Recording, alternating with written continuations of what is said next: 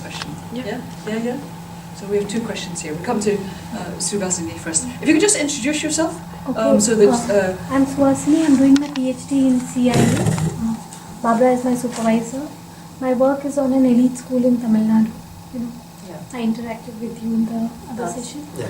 Actually, what I would like to know from you, Felix, is how the Naxalite movement started in the 60s, and since then, is it the same ideology that the Maoists today are following?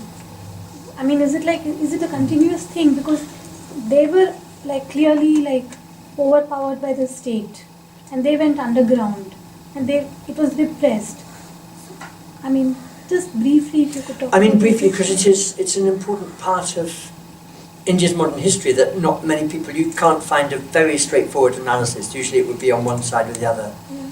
So to put it in very stark terms, like in 1967 in Naxalbari, a little village near Darjeeling, tribal people rebelled against the exploitation, and they were inspired by somebody called Charu Mazumdar, who was basically inspired by Mao and tried to get Mao's direct support, though Mao said India isn't ready for this kind of revolution. But Mazumdar went on with it, and there were lots of splits within it, right from the beginning, right through. It was very violently suppressed during the 60s and early 70s in West Bengal, as you said, by a government that was Congress in alliance with the Marxists. So it was the Communist Party of India Marxist against the Naxalites, which is quite interesting. So a huge split on the left is kind of involved there. And then when it was viciously suppressed in West Bengal, meaning hundreds or probably thousands of people, many of them innocent or many of them believers in Maoism, were killed. And so then it spread to Bihar and Andhra Pradesh in particular. Those are the places I know best. Okay. And in Andhra Pradesh, it was still very alive and spread in the tribal areas from the 70s to 80s to 90s. And then after many splits, a lot of suppression, it spread to what's now South Chhattisgarh, the Basta region, which is like the epicenter and the worst affected area now. But it spread in a huge area from Bihar. I mean, it'd be hundreds, even maybe thousands of square miles are affected. And the ideology, the People's War Group, which was the one that was there in Andhra Pradesh, and another one that was there in Bihar, basically merged in 2004 to form a banned party called the Communist Party of India, brackets Maoist. So, in a way, that Maoist ideology is a continuity right from the 60s to now. But there have been so many splits within it, including, like in the early years, the Communist Party of India, Marxist-Leninist, was an early form of them, but then they became an overground party, and now they're divided into three different ones. There's three different CPI-ML parties. So, it's a history that's very contorted and complicated, but like I was saying last time, on the surface, the Maoists support the tribal people and see them as very exploited, but actually one of Mao's main policies was the Great Leap Forward in 1958, which imposed industrialization and steelmaking.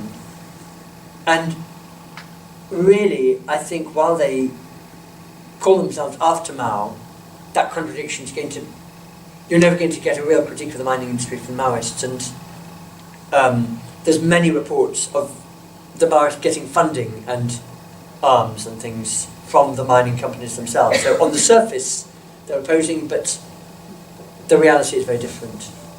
But then, Gunjan, you probably know more about the Maoist system of education. So, the Maoists have some fairly enlightened policies, at least on paper, and probably they have implemented good things in places. So that's a whole other question. Yeah, pretty complicated, as you say. Yes. Yeah, thank you for that really full answer. Yeah. And there's another question at the back. I'd like to hear more about the relationship between the Maoists and the mining industries. That's a fascinating point that they're being funded to some extent. But I do have another question, which is what has been the international response and input into the situation? Has the, I don't know anything, in the media I don't hear anything about what happens in tribal India. No. Has there been any international response to this at all? And also, have any international companies or governments been implicated in this, particularly the British government, by chance? Thank you. And you're from? I'm a first year history student. Okay, so the relationship between the Maoists and the mining companies is very complex because you have, on the surface, the Maoists come out and when there's a tribal movement against a mining project, the Maoists support it. Right. But one aspect is that by supporting it, that's like a kiss of death because once the Maoists are supporting a movement, then that gives a green light for the security forces to come in. The security forces start killing people, the Maoists kills a few security forces, the security forces go on a rampage around, and then all the villages where people have been killed, to get revenge on the police, the people will join the Maoists. I mean, that's in a very simplistic form what's happened in lots and lots of different places, actually. And I'm thinking of West Bengal, the Jungle Baham movement, South Orissa, a small movement there around Patna, but especially in the main area in Chhattisgarh, where one of the biggest mines is being planned, and the Maoists have opposed it, and now you've got, I think it's about 50,000 security forces camped around the mountain to stop the Maoists there, and so it's a level of oppression that such a remote area has never met before. But the other aspect is the funding, and this has been alleged, and the history of those allegations are very, very complicated and contorted. Because, for example, Soni Sori, one of the heroic tribal women, was accused of being a part of it, which is complete, obvious nonsense, really. But one of the companies that was most implicated was SR Steel, so that's part of the SR group, and SR Energy is one of the companies that registered on the London Stock Exchange. With Tata Steel in Jharkhand, it's again, the complexities of this are too much, but in Jharkhand you've got lots of splinter groups of ex-Maoists who form different parties with names like the Jharkhand Tigers or other names like that, and they are known to be armed by the police, and so they will pretend to be Maoist, but they will force people against mining, to not to oppose mining projects. So, especially in a Tata Steel coal mine that they want to do, that's been an allegation. So, really contorted history. And in terms of the foreign entry into this, you've got, for example, there's a wonderful report by Save the Children, I think, isn't it, that we read recently, that really details the extent of the damage happening from this conflict to the tribal schools and education. But it doesn't go into the deeper causes of it, obviously. One of the things that's happened is the Maoists, in areas where they've been influential, then the school teacher might be pro-Maoist, or else the school is used to spread the Maoist message. So when the security forces come, they target the schools, they destroy them, they really defecate in them or write things on the walls or things. And the Supreme Court has asked them to vacate all schools, and they haven't. And anything else? No, I was just saying that another reason why there hasn't been an international response is because the Indian government has never said that it's a civil war situation. The Indian government always terms it as the biggest internal security threat. That's how they phrase it. So till the time the government itself, till the time it's not put out as a civil war, the international conventions and the bodies like Red Cross, etc., they can't do anything. They don't have, Geneva Convention doesn't apply till the time. I think even the word conflict cannot be used. It's called unrest. So Yeah. war is still, even conflict cannot be used. So, Exactly. Informally, they use it. Yeah. The security forces use it. The Yeah. jungle training, warfare training school in Buster and so Yeah. on. And Yeah. But officially the stand is that India does not face conflict. India doesn't have a conflict. Conflict, it's not a conflict, yeah, So, exactly. because you have the UN conventions on children in conflict, and Yeah. so India refuses to be a part of So those. none of those apply. if you look at the Nepal Maoist conflict that is now largely subsided, it was much more, there was more media coverage of that. And sometimes I think it was, the scale of it was a bit different. Sometimes it was I don't know whether it was more violent, but it seemed bigger scale attacks by the Maoists and things. But in India it's what would be called a slow war. So it's affected, it's creeping everywhere. And it means a vast militarization of areas that have never seen such weapons before, really, especially from the security forces. Militarization and evacuation. No, thank you very much. Thank you. So we have, Just a quick follow-up. right? Yeah, go. So you just mentioned Tata Steel, so would it be worth, for example, in this country trying to target TEPT as part of the Tata conglomerate? You know, is it the case that I buy? I think so, and Yeah. actually I've got a report that They're making what wasn't allowed to be released about Tata Steel and the tribal. So if you're interested, you could have a copy. Thank you. Yeah, let's. I think it's important because people just don't know what Tata Steel is here. And they're making cars. Sorry? They have taken over some automobile industry in UK. Jaguar and Land Exactly. JLR. Yeah, yeah. And the whole steel industry here. And yeah. Wales. Yeah, no, that's right. Okay, yeah. Jo Westbrook, I'm a member of staff in CIE. I was interested in in your last point in this picture about these schools, and I can't quite. If you could clarify this school. This is like a little alternative school. So who funds that? Because this is you say that this is what was originally envisaged by Gandhi, or this is because these are tribal children. Yeah. So who Yeah. funds this? Because obviously it's very different to the KISS school. So this is run by an individual who worked in America for years as a tax consultant or something, and started working in this area 15 years back. And he came there and he started living there and gradually set up a school.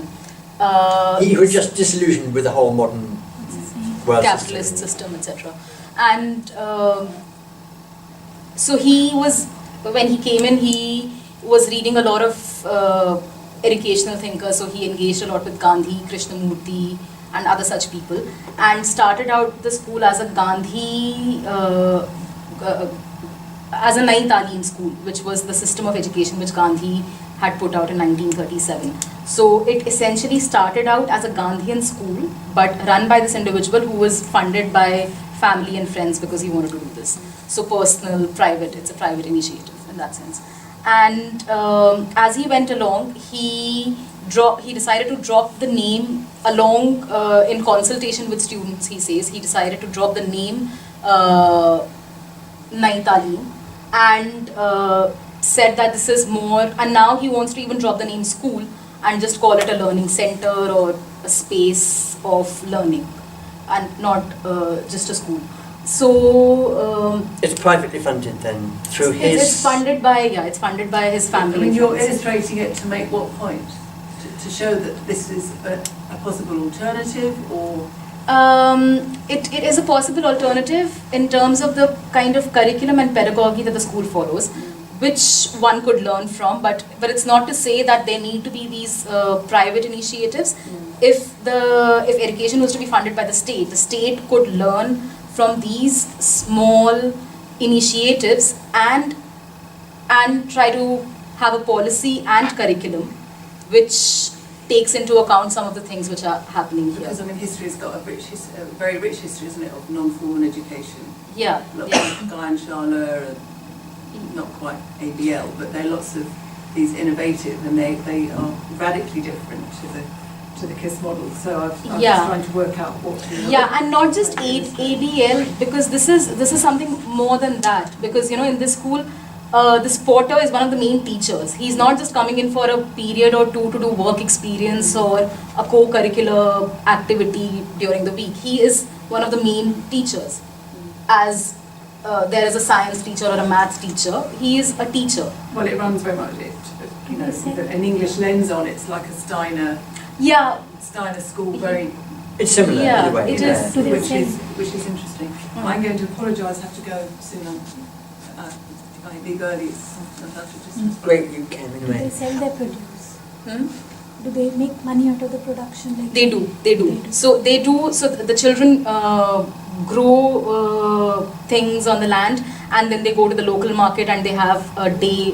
They go to the weekly market and go and sell the produce themselves. So the children are involved in the production process at different levels themselves. Actually, that's the idea of Nahi Taaleem, to make schools be able to support themselves financially.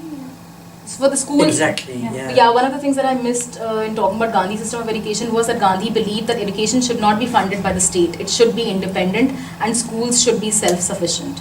And a school comprising of the community of teachers and students should work together to sustain themselves. But one aspect we didn't maybe bring out enough is this thing of the ashram schools, and that is named after Gandhi's ashrams in a way.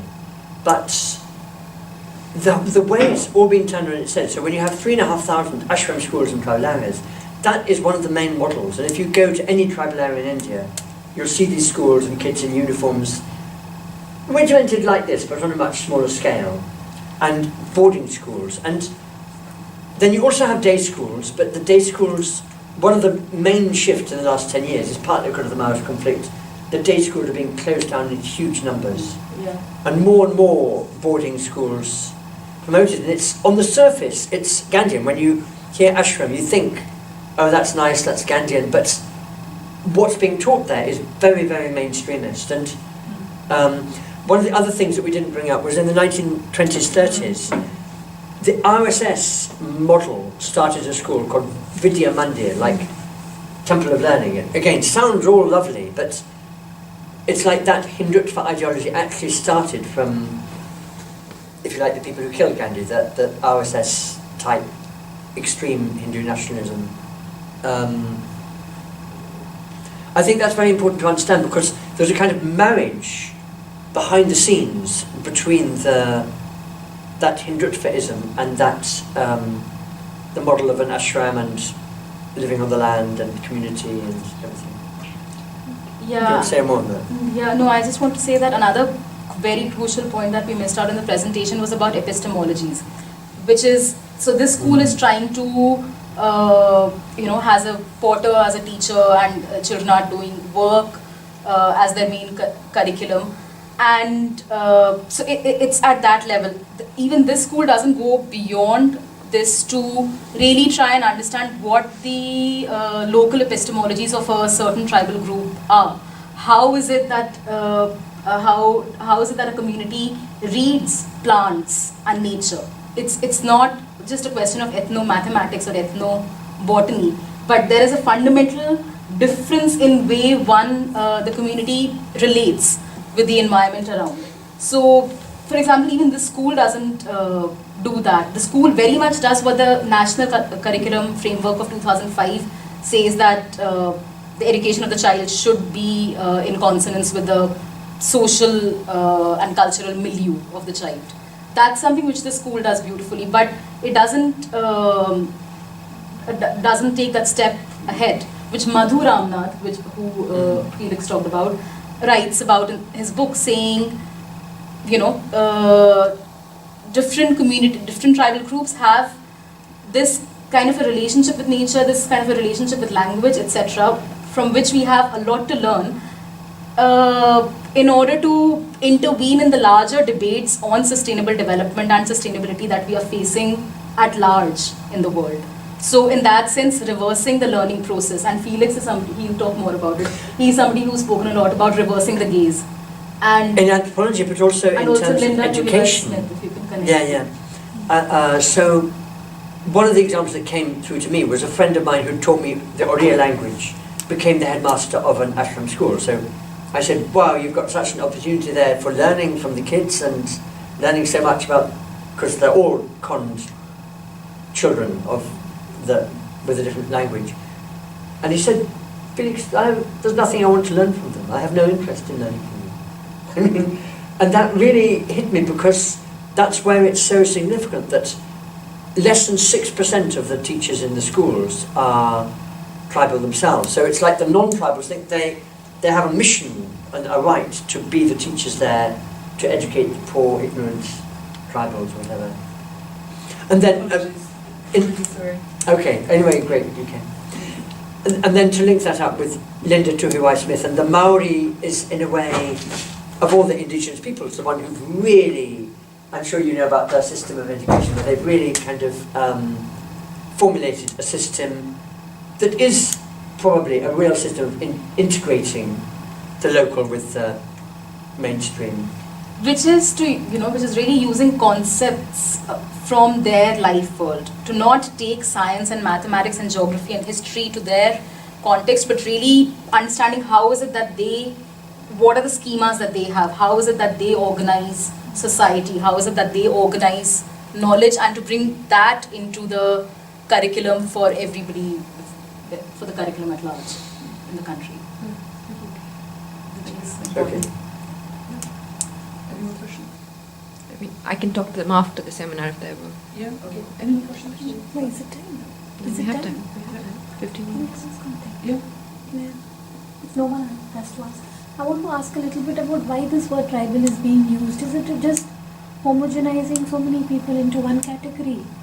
And, just like scheduled caste, I mean, it's just an administrative category. Aren't they all very different? The whole Northeast. I mean, in a way, yes and no. That on the one hand, it was used, and a lot of people have analysed and attacked the category, quite rightly in lots of ways. But it's also true that there are some things that unite many of those communities. One is living more in nature. One is having a religion that is their own and nature-based, rather than relying on Brahmin priest, for instance. So it's, in a way, I go on using the term, and you can't use the terms tribal and Adivasi interchangeably, because in the northeast of India, the main population is tribal, and they've mostly become Christian, and they hate the word Adivasi because it's a Hindi word, and they don't want to be seen as part of that mainstream India, really. That's simplifying things absurdly. Do you want to add anything to? No, I mean, there is a whole, this opens up a can of worms, because it's very difficult. I mean, I struggled with this whole question throughout my dissertation, because there is the politics of the word tribal, there's the politics of the word indigenous, there's the politics of the word Adivasi. And as Felix was saying that you can't use the word Adivasi in the Northeast, because the tribes in Northeast do not want to be seen as Adivasis, and Adivasis are basically migrants who have come in from Jharkhand and Chhattisgarh to work in the tea plantations as laborers. So they kind of look at themselves as superior.